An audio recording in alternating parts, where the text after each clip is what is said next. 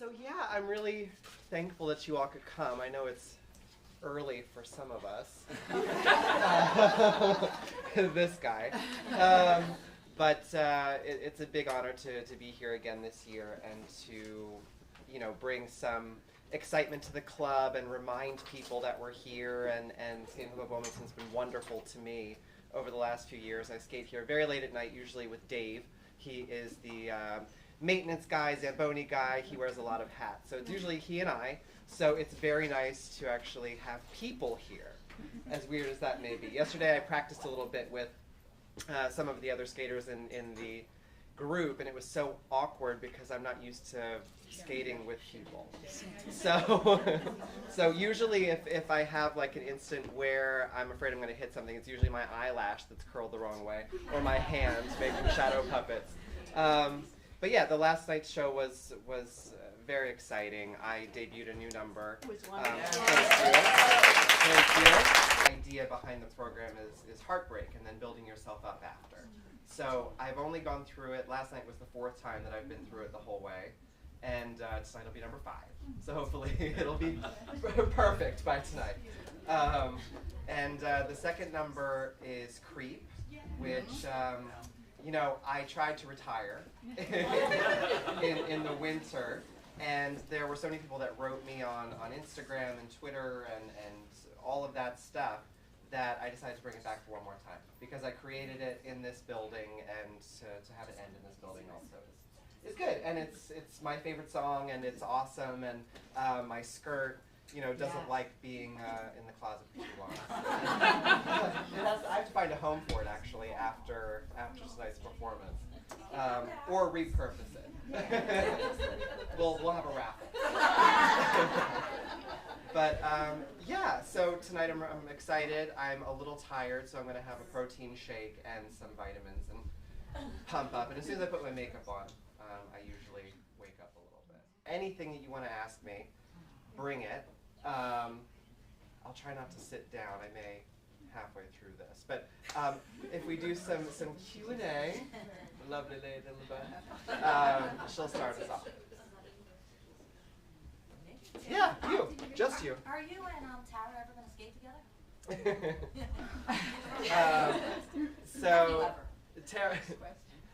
Tara and I, we have a podcast now, and it's a lot of fun, and we talk about nothing, but a lot of it's been a big joke about her arriving here to choreograph a number for me, because when I go to Los Angeles, where she lives, I'm always too busy to actually skate and do some sort of collaboration at some point, because in addition to everything else that we do and that we do separately, we really want to make some kind of a big ice show, maybe a tour, but definitely a big ice show that's different than Stars on Ice or Champions on Ice was, or the shows that I perform in Japan or Russia, and just do something really avant-garde and different. And if that happens, then definitely she'll have to skate in it. And she really wants to do some rap. Gangster rap, preferably. But you wouldn't expect it looking at her, because she comes up to about here, and she's just blonde and lovely, and then all of a sudden she turns the music on, and it's just hardcore, foul language. So our artistic directions will have to meet somewhere in the middle. She can be the jaw rule to my Ashanti, and I'll just be kind of the backup booty while she's solidly rapping. Next. Figures when you started. Were they doing that with you? I remember there was time for school figures at the rink, but we didn't actually have to compete them anymore by the time I started. My first coach, Priscilla Hill, was very proficient at figures, and she was very well regarded for her figures. If some of you don't know, school figures, it's the figure 8. It's old school, but figure 8, and you trace the circles, and you trace different edges, and then turn. Oh, thanks. That way I can sit up. Yeah, tall. there you go. Yeah, so that's what school figures are. My first coach was really good at them, and I guess she instilled a little bit of that in me. So, lucky for me, but even luckier that I didn't actually have to do it. Yes. I have a question. Follow you on social media. Thank you. Huge fan. I started trying Instagram story yesterday, and it really is exhausting. We watched it. We watched it. I'm like, there Good. it is. I'm gonna do it when I'm working. So if I'm away someplace and I'm working or we have the show, I'll do it just to go through the days. But a normal day, nobody wants to see like, oh, this is my lunch. Or, I'm not big into food selfies anyway. But this is my lunch. Oh, I'm going to the post office. Those sorts of things I don't need to document. But on exciting days like this, I'm gonna try to in-story. Anyway. Yeah. So my question is, having such a strong social media presence, you know, it's got to be a full-time job managing that, right? Well, editing the picture so I'm not all wrinkly. That's the most time-consuming part of it.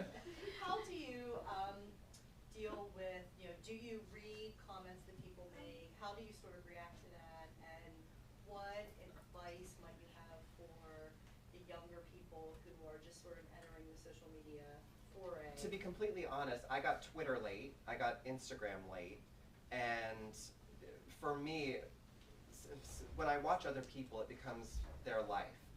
Everything is through social media. Everything only evolves in an online sort of space. And I think when people get so obsessed with that and always have their phone in their hand and can't even have dinner, can't look at you in the eye when they speak to you, it's a horrible value, I think, that social media teaches, especially young people. I was talking to the kids backstage last night if they still learn cursive handwriting in school. And, you know, I really feature a beautiful script. I love being able to write in cursive. And it was sad because they said just in some schools they teach you cursive. My social media and part of my growing up process as a gay dude and as the skinny white kid at Newark High and just being different in so many ways, having special privileges to leave school early to go aspire and dream and skate and train, I was always different. So I've always been really open to criticism and people that bully you for whatever reason. And now with social media, it's so easy. You can sit in your pajamas and just tear someone apart. And, you know, I have my opinions about the world and they're mine and I own them. And if I make a mistake, I say it. But some people are just on social media to be mean. And I think if you understand that and accept that that's part of being part of that world, I think you can deal with it a lot easier than if you really get hung up on what people are saying. But again, you know, I've got hundreds of thousands of people there, so they all kind of gray out. When you're just friends with when you're friends with your friends at school or in your own circle, it's a lot smaller and it's a lot louder when somebody says something terrible. So I always use bad comments as a positive in a way, just to be stronger than, to be better than, and to use that hate and that sort of anti-you-ness to be special, to work harder, to prove everyone wrong. And that's how I took it. And I would, you know, tell anybody to do the same thing, but it's not as easy for everyone. I mean, my father will occasionally look at my mom's Twitter feed just to see what's going on. He's like, well, how can you even say that in public? Everyone can see that. Whether it's me being half naked in something or somebody just tearing somebody else apart, you know, I say if you want to fight me, then come to my face and fight me. Many people I know who don't have any involvement in skating, who don't know anything about it, watch you and listen to you specifically because you explain things in a way that the layperson can understand. Thank you. Why this was a good move. You know, commentating is a lot harder than it looks. There's a lot of work and practice that go into it, and even talking to yourself at times, just so that you can learn how to really express what you want to, just through the highs and lows of your voice. There's vocal stuff that you have to do to prepare, but most importantly, it's to know your audience. And now, because of the internet and because of so many live streams and things like that, most hardcore skating fans that may not like Tara and I doing this job, they've already seen it 40 times live from some feed from a live thing in Japan or whatever. So they've seen it, they form their opinion, they know what they're watching, they know what they think. Tara and I are there not so much to give hardcore opinions, because if it was just opinion, there would be no more skaters. We'd pick them off one by one. But to explain to the layman what they're watching and why somebody like Jason Brown will beat other skaters who have done 3 quads or 2 quads, and to explain why that happens, it's very difficult because at the same time you can't talk for 4.5 minutes over somebody's moment. You can't overly express yourself, so you have to be very succinct. You have to make sure that the words you choose are impactful, and you have to do it live. So you don't really have a lot of opportunities to go back and fix things. And occasionally, if we watch a little bit later than when the event happened, in Stamford is where we record a lot of our commentary, because we don't travel to events live anymore aside from the ones in the US or the Olympics. We have the ability that if we mess up a word or we stutter or something like that, we can go back and fix it. Or if our producers hate something that we said, they can also go back and fix it or edit it later.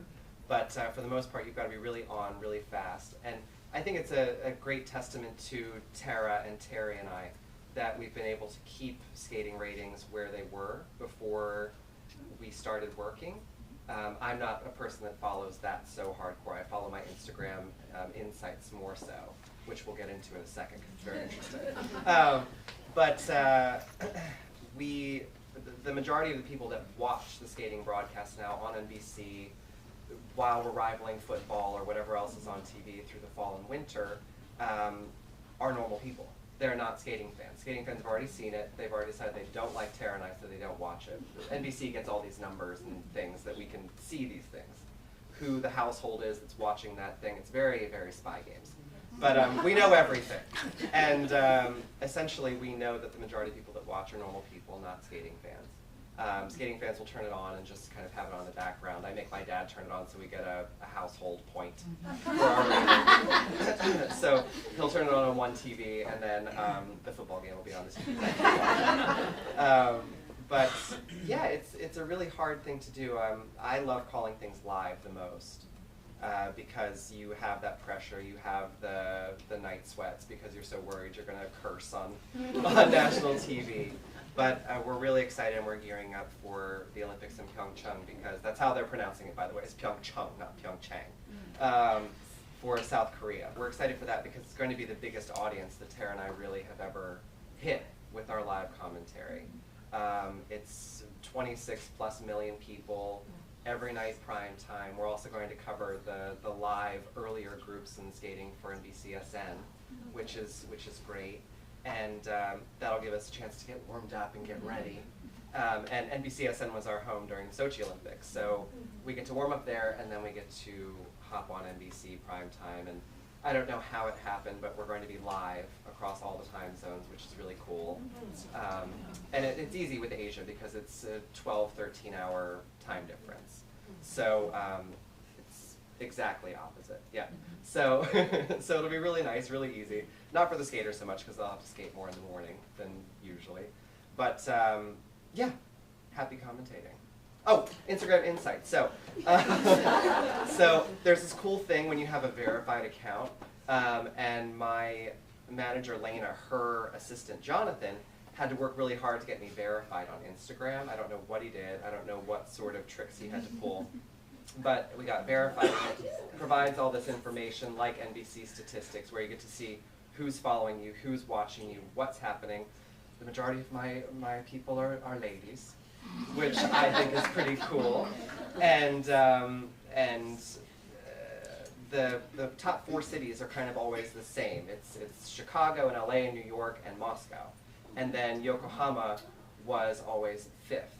But recently, in the last 2 weeks, it's switched to 3 different cities there in the 5th place. So we've got Mexico City that bumped in, which was very shocking.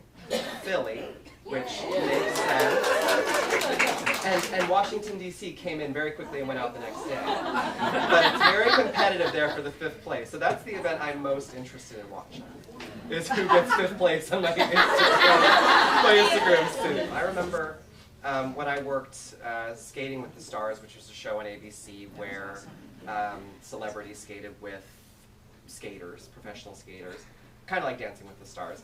Our biggest city was Tampa, Florida, and it was just so weird. So I love seeing that. Okay, next discussion. This is kind of a silly question, but do you have gold blades because of Yuri on Ice? I got gold blades before I knew about Yuri on Ice. It's so funny, the Yuri on Ice, because I love it. I watched it before the show yesterday. I think it's awesome for skating. I think I never realized how many people watched anime. I never realized the like wild worlds that it is, and I'm happy that I'm opened up and I'm part of that fandom. But the gold blades were just something I wanted to do because I like gold. But it's funny where people will say on Instagram, like, "Oh, that looks like Victor's costume," or "Oh, those are Victor's blades." And I said, I am older than Victor. If anything, they're mine. I think Yuri on Ice is great in so many ways, and getting into the gay aspect of the anime. And it's more a relationship, I'd say, than just gay. I mean, some people that aren't gay or aren't from that world will definitely look at it and be like, oh, that's a gay love story and gay. But for me, it's just a relationship. And in figure skating, there's a long history of appropriate relationships between people that work together. Yuri on Ice, I think, is groundbreaking because it's about figure skating. I think they've portrayed the world. For everyone that doesn't know, Yuri on Ice is an anime that follows a relationship of an ex-skater who is now a coach of a skater that's trying to rebuild their career, and they have this very faint. It's very faint. It's not explicit, but very faint love story. Yuri on Ice, I think, has opened a lot of people from the anime world. They've opened them up to figure skating, and I think that's a really cool thing because there is costume, pageantry, appreciation of beauty, and music, and movement, and artistry, and I think that goes hand in hand with anime in a lot of ways. And just as a skater, the way they depict hotels, different ice arenas that I've skated in, different things that happen backstage or with other skaters, it's right on. And I think the fact that the creators of Yuri on Ice have brought in real skaters, very high-level real skaters, into the mix is awesome. And the fact that Kenshi Miyamoto is the choreographer of the series, I think, is awesome. I've worked with him, and I knew immediately, before even knowing that he was associated with the project, the first time I sat down and watched it, I could tell that he'd had some part in the thing. In Japan, there are a lot of LGBT people, and it's just not something that is broadcast so often, so I think it's a very brave step for the creators of the anime to make. And you do think that it's done like a pretty good job of portraying like figure skating like realistically? Oh yeah, I mean, it's, of course, there's nothing like watching a real figure skater, but they really do take time to make sure that if they're commentating an element, it's that element in the picture. It's if it's a triple flip, it's a real triple flip. They don't mess around with the details, and I think that that's really great because even in big budget Hollywood movies about skating, you see spotlights at the Olympics, which isn't real, and you'll see all of these situations that don't actually happen. So the fact that somebody has actually depicted skating in a real way, despite being an anime, I think that's why so many skaters themselves in the skating world has embraced this. Yuri on Ice is really respectful of skating and the skating world, so I think that's why it does so well with us. Question about Chopped, which is on the Food Network, and I don't know why the Food Network likes to have me. I think it's because I do like a good entertaining moment, and I like dressing up for everything. But I don't cook well, and I don't really have an interest in cooking super well because I'll grow and I won't be able to spin anymore. If I learned how to make cakes and bake properly, it could be a disaster for me. If I don't know how to make it and I'm too lazy to go buy it, I won't eat it. So that's my whole theory about my own cooking skills. But Chopped was really an aggressive experience because it's these baskets that you open and they have mystery ingredients inside and they don't really make sense to the layman. How do vanilla cupcakes go with chicken tenders?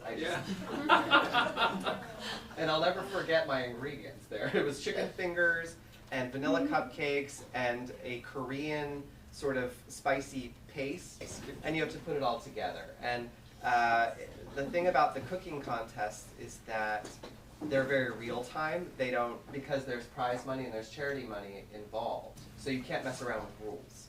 And if you're on one of those shows, you have to make the appetizer in 15 minutes, and it's a real 15 minutes. I, for the life of me, don't know how to make chicken in 15 minutes, and to make it beautiful and edible and win a contest. But it was a really fun and extraordinary sort of push and to try to do something. And I made it to the second round, but I think it's usually because I wear something really pretty and distract the judges. But I've done a lot of cooking shows. Chopped was the most intense. Then there was the cupcake battles, and I told my whole team that if I don't win the cupcake battles, I'm never doing a cooking contest again. And I had my little brother, he was supposed to be my shoe-in to win because he's a chef. And we lost. We got third place and we just lost. And it was a disaster. So I haven't taken another cooking show since, simply because I've put my foot down and I said, I'm not going on TV and losing again. But my favorite cooking contest was Rachel versus Guy, the celebrity cook-off. And I got very competitive, as I am. I'm a competitive person by nature, and I will race somebody in the grocery store, so if I arrive at the same time as somebody else, I make sure I'm done before they get out. And that's just how I am. And I like being competitive in that way. But Rachel versus Guy, it was two different teams, and it was very, very aggressive, real competition. And at one point, I was one of two people left on my team, and it was with Dean McDermott, Tori Spelling's husband. And he's a legit chef, so I left a lot of it to him. And our last challenge, I won a diner challenge, and I roller skated, and it was awesome. And I looked very old school. I had the finger waves in my hair, so I looked like I was supposed to be at the diner. I beat a lot of great chefs. And then Dean took over a lot of it in our last challenge, which was a children's party. And cooking for myself is bad enough, but then cooking things that are appetizing to children is quite different. I mean, sweet tomato sauce, so if it's too spicy or salty, they won't eat it. There are all these rules, and Dean has kids, and he knows what that's all about. But for me, there was a child that said I looked like the devil, and I lost. But it was the most fun. It was the most fun of the cooking shows. You have a lot of courage going into those things. Oh, thank you. You do well. You know, I love doing all sorts of different projects, whether it's on TV or trying different things on the ice. I like trying them because I feel like if I don't do that, I won't grow. Yeah, and I won't try and give myself the opportunity to fail and know that I'm not a good chef. I would never know that. I would just be force-feeding whoever I end up with in my life my food. Everything you do. We all love you so much for it. Thank you very much. Here's the dog show that's going to be on Easter on USA, and then a week later on NBC, the Beverly Hills Dog Show. Okay. I think that's our last non-skating event until the Olympics. The dogs, they were really cute. There's one called a monkey dog that won the toy group. Sorry, I gave that away. He won the toy group, or she, I can't remember what exactly. But it is the cutest thing, aside from my dog. The cutest thing in the whole world. And maybe your dog as well. Our dogs, it's the third cutest dog. Okay, the fourth cutest dog. It's a weird gray area with my work as a commentator, being able to coach or choreograph, because I could end up theoretically commentating on somebody that I've worked with. So until I'm done commentating, whatever that will be, I don't think I'll have a big career in coaching and choreography, because obviously if I've worked closely with somebody and been a part of their journey, then I may talk differently and not be as not critical, but as accurate with my commentary. I may let them slide on a few things. So coaching choreography, not at the moment. But designing costumes and things like that, it's a little bit of a gray area. It's a really hard thing to do, to commentate for people that you are generally friends with. You have to call it like it is. I say more so than being mean. But it sounds mean to people. My future as a coach, choreographer, costumer, consultant sort of person, it's all kind of gray. Costumes are a lot of fun. But I think costuming is so specific to each person that it's, I mean, Yuzuru Hanyu, I designed his costume for the Sochi Olympics, and he reached out before I was even a commentator, really, to see if I would do that for him, and I'd helped him in years prior to that. And that was so much fun. And then to see your costume win the Olympics is pretty major. But yeah, everyone is so specific. He's very similar to me in the way he skates and the way my body was. So I felt like I could dress him easily, and he wanted a little bit of my flavor on it. But dressing somebody is a very intimate business, and I think it's all about taste, and designing something for somebody that I may not know that well is difficult, because I need to know how they skate, what their landing positions look like, what their lines are, what their, how they interpret music. So, doing training clothes and stuff is fun. Maybe costuming is really hard unless I really know the person. I just love Be Good Johnny Weir. Thank you. Do you think you'll ever do another documentary series? I'd love to. Right now, I like the whole idea of production and choosing subjects and choosing things that I can document and talk about. My life going to the Olympics was very interesting and very, I'm so cool, and I had a TV show. No, but that period of my life was really exciting for me and exciting to bring an audience into, because it was bleak for the most part, and to show people what it actually takes to prepare for an Olympics and the circle that you have around you, and to let people actually see that was really great for me, and I think for the skating world, because when you watch casually, you don't necessarily get a chance to know that it's not eating, it's not sleeping well, it's always being nervous, it's always being afraid of your coach that they're going to yell at you. I mean, it's not rosy and beautiful like it looks when you watch the Olympics and the sparkly skater stands in the middle and wins. And, every job is like that. Every dream, everything worth having is like that. It's a process and it's hard. So with that said, I think after I did the documentary To Russia with Love, about the LGBT struggle plus the Olympic Games in Sochi and how gay athletes were preparing for that situation, it opened my eyes to a lot of different aspects of the community that I'm a part of, and the athletic community as well at large, because I'm so different than a speed skater, and he's so different than the bobsledder, and there's a lot of interest in Olympic sport that I have. So I don't know if I would necessarily do another reality show myself. I started on Sundance, for those of you who don't know. I started on Sundance Channel, and Sundance and Robert Redford are really into the nuts and bolts of things and organic and fly on the wall sort of documentary, where my poor, producers, they just kind of sat in rooms like this and stood back there for years, for like 6 years. And I would be at skate sharpening or at a tea or at a skating show or at a competition, whatever, and they just kind of stood there. Bless them. Tara and I are working on a really fun sort of variety, late night, talky sort of show together. And we're taking little bits from our commentary work and a bit from our podcast and being silly, and the Mommy Hates It skits from our Instagram. You're all so pretty. It's nice to see you. Look, I mean, if we get a show and it gets greenlit, the wardrobe racks, I can't wait.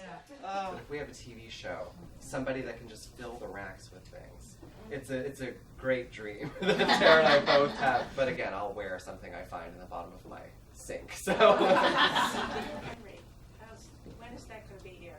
All right, Tyler Henry is a medium, and he has a show on the E! Channel. And I worked with him in the early fall, late summer, I think. Fall. It was sometime long, long ago. But we filmed an episode where he read me. And I've always been really interested to that. I mean, there was a period in time, especially while I was skating, and I was more superstitious than I am now. I do believe in mysticism, and I believe in people that can feel energy and read what can or did or will happen. And So you came to that show already kind of not skeptical. Not skeptical. I'm not a hardcore believer in anything aside from that we'll all die. But you know, sorry, that was kind of that went way down. Okay with the show. But that's something that you know I know will happen to me one day. But everything else I'm kind of open to whatever. And he did a reading on me, and I can't give anything away on it. It was a really interesting experience, and he was able to tap into a lot of energies and things that I had just been going through. And what's funny is that you can't meet him before you actually go on camera because he immediately starts working. So usually when I'm going to appear on a national television program with somebody, I like to say hello first, just so you're not kind of thrown to the wolves, whether it's a talk show host or a medium. And he was lovely, and he walked in and he said, "I know you." He said, "I could feel you from outside. I know you." I figured he just could smell me. But yeah, he was awesome. It was a wonderful experience, and that'll be on. I think they start airing in May. Lynn knows better than I do. Yeah. I wanted to ask you, since we were fortunate enough to see a premiere last night, what's part of the process that inspires you to say what you say when you're coming up with a piece at this stage of your life? Well, despite being 32 and still young for the most part, I've lived a lot. And I've seen a lot and done a lot of things with my life so far. And the things that I bring to the ice are from the heart. I think that's the most organic way to skate at this age and as a professional now, not competing and not trying to put on a show for judges or anyone. I like to do things and choose music that I've really thought about and that lives inside me because it's the only way that I can really perform. And it's also why, for the most part, I work by myself and create the programs by myself. It gets hard when I have time crunches. So I was going to actually debut 2 new programs at this show. And I got called on a Sunday and had to fly to London on a Monday and missed a whole week that I was going to be choreographing the second new number, because if I do both of them at the same time, they'll look the same or they'll feel the same. So I have to stagger it. And the one that I'll perform tonight and I performed last night will be ready. But definitely they're always about things that I've gone through or things that I want people to smile along with me about. So last year I did Beyonce. And it was a Beyonce mix-up, and I wore a Teletubby costume. and it was, you know, after I'd retired and after I started to be sort of a real person and, you know, work all week and then have weekends off, and I would go out with my friends or whatever and wiggle.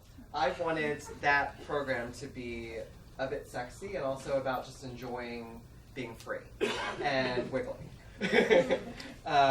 Creep was something that I wanted to choreograph because when Tara and I were kind of flung into the commentary world, I felt very out of place, despite really knowing what I was about and what I was doing. I felt really out of place in a major TV network sort of situation. And I felt like an outsider, I felt like a creep. And, you know, it also goes back to just being weird as a child and all that. But I really got inspired with Kimberly Nicole, who performs Creep for my number. When I saw her perform on The Voice, I knew immediately that's my song, that I need that, and that's what I have to use for this season. But I sat on the idea for a while and then finally found a piece of music to go with it. The new piece I debuted last night in here, it's about heartbreak and building yourself up afterward and still dancing and, you know, sort of being in a relationship and knowing for a long time that it's kind of over or that it's going to end. How it ends, obviously, it's very literal, that connection. but for me, the ending of a relationship, whether it's with a lover or a coach or a best friend, because I mean, we've all had friends that fall out of our lives, and we've all had people that we love a lot, and then all of a sudden you aren't as close or whatever it may be. It happens, and I think to portray that on the ice and to really use my heart and soul and my whole body is the way I express myself. I can talk well, and I can commentate and do interviews and whatever, but where I can really speak is on the ice. Right. I want people just to be able to watch something beautiful and enjoy it in the costume and feel some emotion and clap and be happy for a minute. But Right. for me, it's all very personal, and every time I take the ice, it's different. The feelings are different.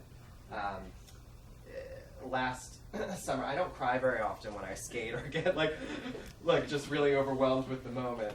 But last summer was so funny. I was performing with a live pianist in Japan, and there was a picture that came out in the magazine later on, and I had like just one tragic crocodile tear coming down. It was so weird because I didn't even remember crying, but I just really get. It's in that one. There's just one tear. And I laughed hysterically at it just because it was so funny to me that I cried and didn't even know I cried. But I get very wrapped up in it. I'm loving the podcast, Thank you. and I'm curious about the logistics. I know a lot of times you and Tara talk about like where you are and all of that. How does that sort of thing get made? I mean, the production value sounds very good, the transitions and all of that. And I'm just curious, when I'm listening to the podcast, I like to picture what you guys might be doing as headphones on or whatever. Well, it's always a struggle to make our schedules match. We have an allotted time and day, which I actually think changed this week to a different day for some reason.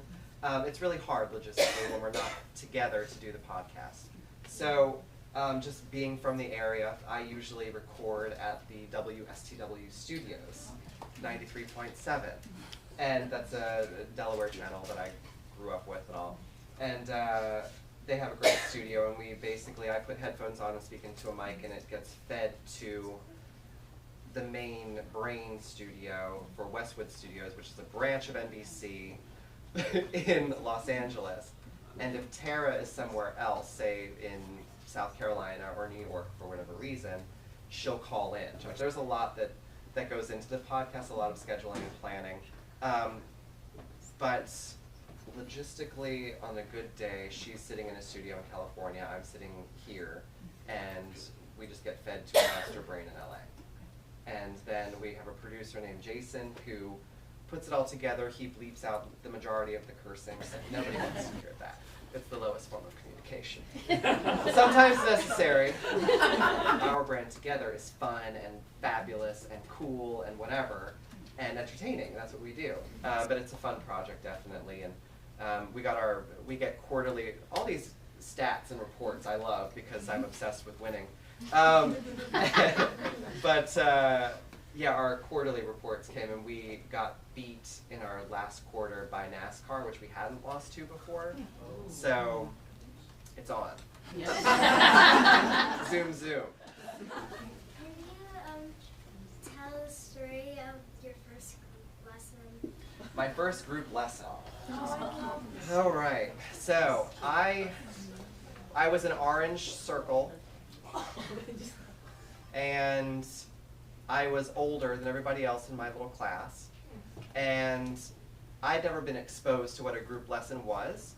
So my parents got me these lessons for Christmas, and we came to the University of Delaware, and it was this big arena, and it's well lit, and there are all these kids running around. Again, 90s, when skating was huge, and there would be 110 kids on a group class session. And I was, put in this group with a coach named Elizabeth Curtis, and Elizabeth was a skater herself, and later an ice dancer, and she rotated the same direction that I do. So for those of you who are new to me or this or whatever, I rotate kind of the wrong way. And most people rotate counterclockwise, I rotate clockwise.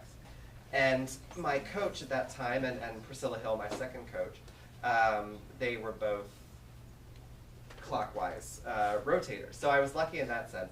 But this coach, she actually said, Johnny, or told my parents, because I was too little to care, she said that you guys should really pursue this and get a real coach, because I'm still skating. I can't take you where you need to go, which is rare, because in coaching it can be very competitive at the group class level, because everyone wants the good kid and everyone wants to teach them and take them far. And Elizabeth was really upfront and honest with my family, and she knew that we didn't have a lot of money, or that skating was completely foreign to us.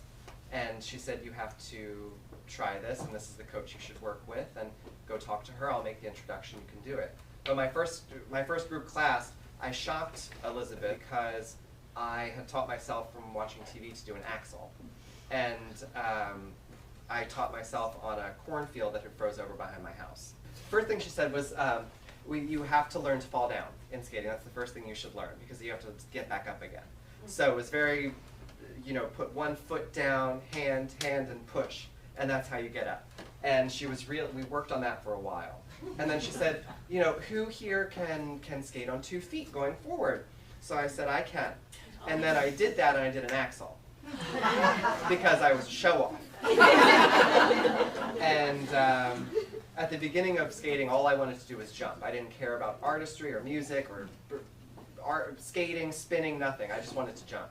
And yeah, it's my first class. So I did an axel, and it was over. And then we dedicated our whole lives, my family's finances, to this crazy sport.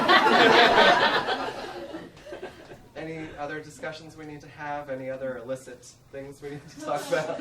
Sorry, but do you have any plan for retiring? Or Every day it's a bit different. okay. So, yeah, I mean, there's a certain level of enthusiasm you have to have when you come to the rink, especially because, I have to skate alone, because if I skate with people, I'll kill them, because I don't pay attention. It's my fault. It's why I skate alone. I sequester myself to be alone. And it can be really hard sometimes to find inspiration, especially if I'm not preparing for something that's very soon. If I have, for example, after I finished my last show, I did a series of performances at Bryant Park in New York through the winter to celebrate their season and their outdoor rink, and I worked with Bank of America on that because it was completely free for people to go there and skate, and I think that's awesome. So I was a part of that. And between that and now, I've had a lot of time when I didn't really need to be prepared for anything. I just knew sort of in the distance was the Wilmington show, and then, a month and a half after that I have Fantasy on Ice in Japan, and it was just really far away. So those nights, and it's cold out, and it's sort of after the holidays, so you're kind of sluggish anyway, and then you go on vacation, and it's really hard to make yourself go in and skate and jump and fall and be cold and do things that you don't really need to do. I don't really need to do a triple axel anymore, but for me to feel like I accomplished something on a practice, I have to still be able to do what I could do when I stopped skating, or stopped competing. So that goes in waves of being really difficult to skate and really easy. Last night I was so excited to be here. The week leading up to these shows, every night I started to jump better. Plus I'm getting in shape also. I'm consistent with my workouts right now. But sometimes it gets really hard. And then sometimes I'll fall. And I'm not a big fan of falling. I don't do it very often anymore. It doesn't please me. But yeah, sometimes I'll fall.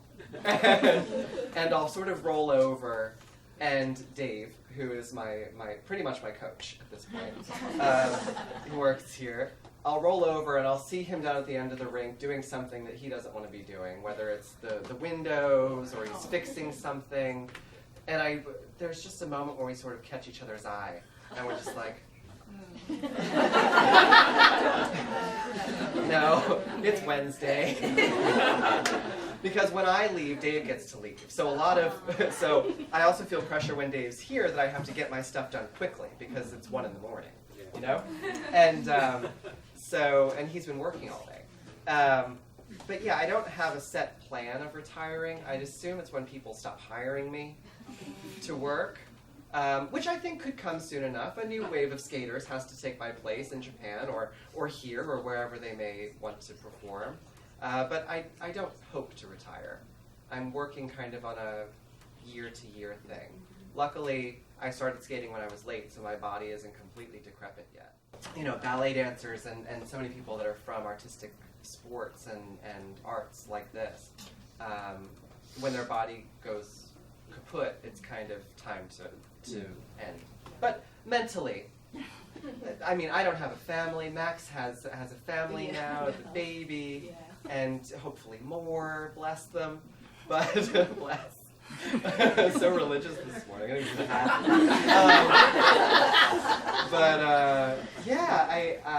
he has a whole life outside of skating. I'm still single. I still kind of run around with my friends.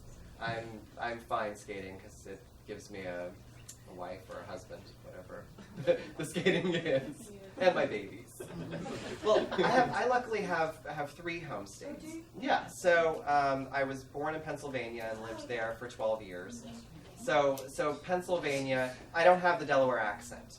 So I mean, that's a telltale sign. My little brother has it though. But yeah, Pennsylvania is my state. Delaware I lived in for 10 years, so it's my state. And New Jersey I also consider my state because I was up there for so long. Any more topics before we... What's your favorite place to travel to in Japan? In Japan? Tokyo is Tokyo, and it is so idyllic in a lot of ways. I love big cities because I'm not from a big city, so I can really appreciate and enjoy them. And for a short time. But Tokyo is so clean, it's so cutting edge. The food, anywhere in Japan, you'll never eat a bad meal. Tokyo, I think, is certainly my favorite city in Japan. You know, I've been so many places in Japan, and I'm so lucky that skating has taken me there, because coming from where I come from, who goes to Japan?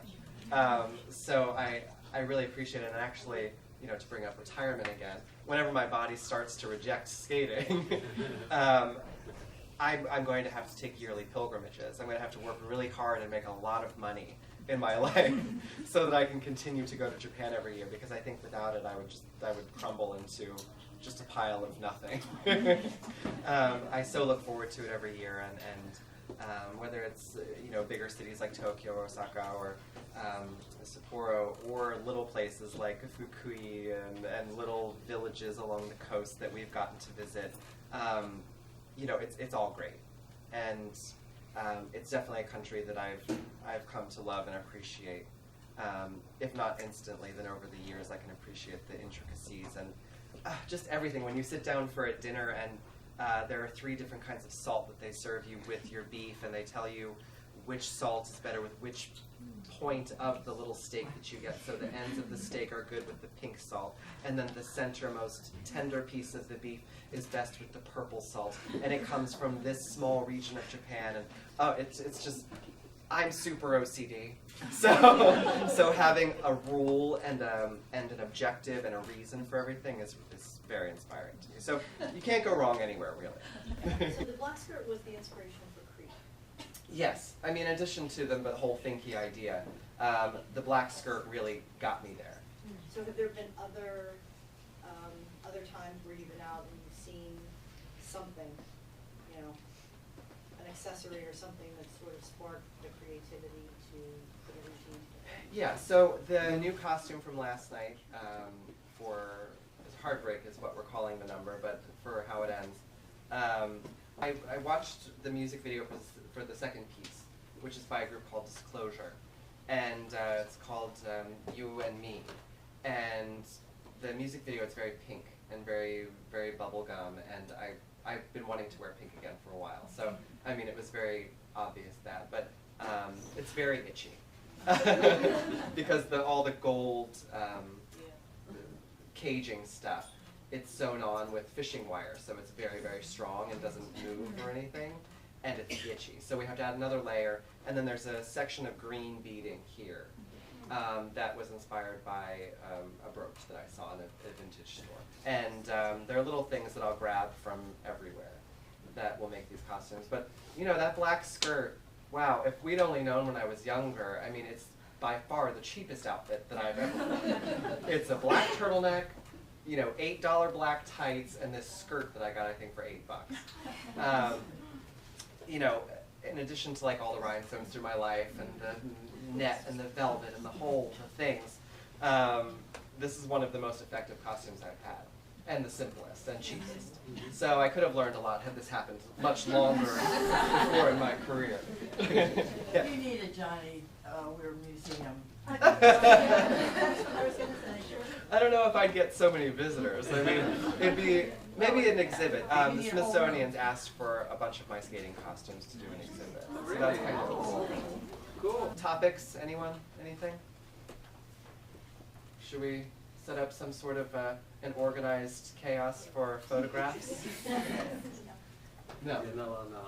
Yeah, but in closing, thank you all very much. And thank you for supporting the club. Supporting me, of course, but this really means a lot to me because you guys have helped support where I live. And if this rink wasn't here, then I probably wouldn't be skating that much. And my performances would suffer and I would just stop skating. So it really is very important to me that this rink stays alive and that people know about it and appreciate it and the history behind it and how hard everybody that's involved with the rink, the club, how hard they work. I mean, Dave sweats every night.